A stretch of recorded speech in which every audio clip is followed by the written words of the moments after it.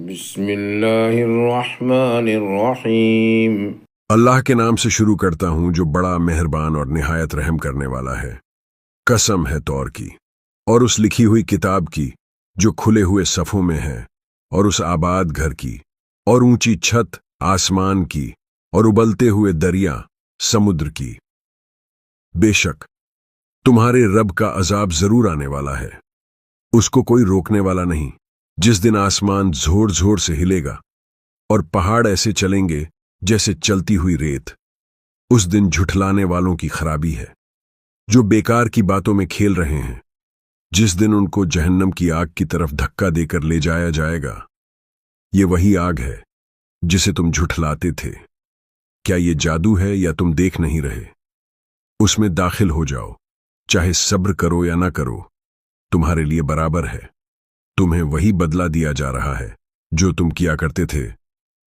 پرہیزگار لوگ باغوں اور نعمتوں میں ہوں گے، جو کچھ ان کے رب نے ان کو دیا اس کو قبول کرتے ہوئے، اور ان کا رب ان کو جہنم کے عذاب سے بچا لے گا۔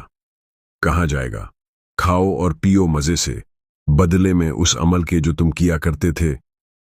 وہ تقوی والے قطاروں میں بیٹھائے جائیں گے، اور ہم حوروں کو ان کی بیویوں کی طرح ان کا ساتھ دیں گے۔ اور جو لوگ ایمان لائے اور ان کی اولاد بھی ایمان میں ان کی پیروی کرے، ہم ان کی اولاد کو ان کے ساتھ ملا دیں گے، اور ہم ان کے اعمال میں کچھ کمی نہیں کریں گے۔ ہر شخص اپنے کمائے ہوئے کا گروی ہے، اور ہم ان کو جس پھل اور گوشت کی خواہش ہوگی دیں گے۔ وہ ایک دوسرے سے جام شراب جنت چھین کر پئیں گے، جس میں نہ بیکار باتیں ہوں گی اور نہ گناہ۔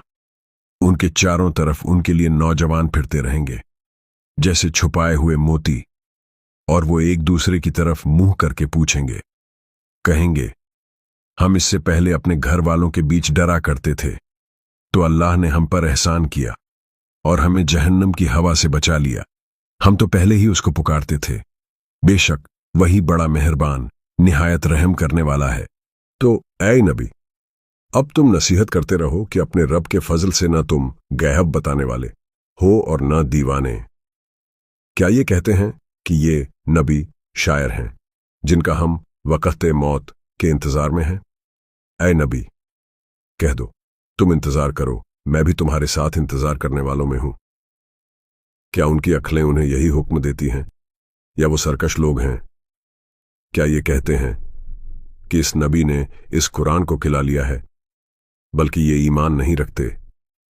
اگر یہ سچ کہنے والے ہیں تو اس کے جیسی کوئی بات لے آؤ۔ کیا یہ بنا کسی چیز کے پیدا ہو گئے ہیں، یا یہ خود پیدا کرنے والے ہیں، یا انہوں نے آسمان اور زمین کو پیدا کیا ہے؟ بلکہ یہ یقین نہیں رکھتے۔ کیا ان کے پاس تمہارے رب کے خزانے ہیں، یا یہ ان پر حکومت رکھتے ہیں؟ کیا ان کے پاس کوئی سیڑھی ہے جس کے سہارے یہ اوپر چڑھ کر سنتے ہیں؟ تو ان میں سے جو سننے والا ہے وہ کوئی صاف دلیل لائے۔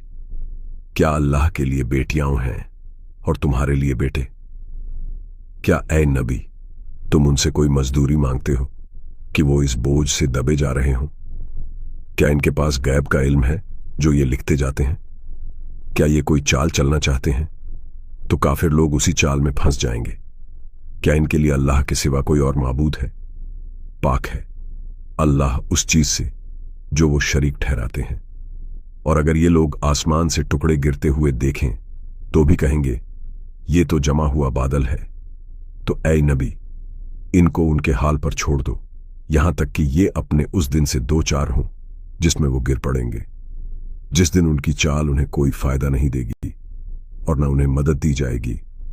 اور بے شک ظالموں کے لیے اس سے بھی آگے ایک عذاب ہے، لیکن ان میں سے اکثر لوگ جانتے نہیں۔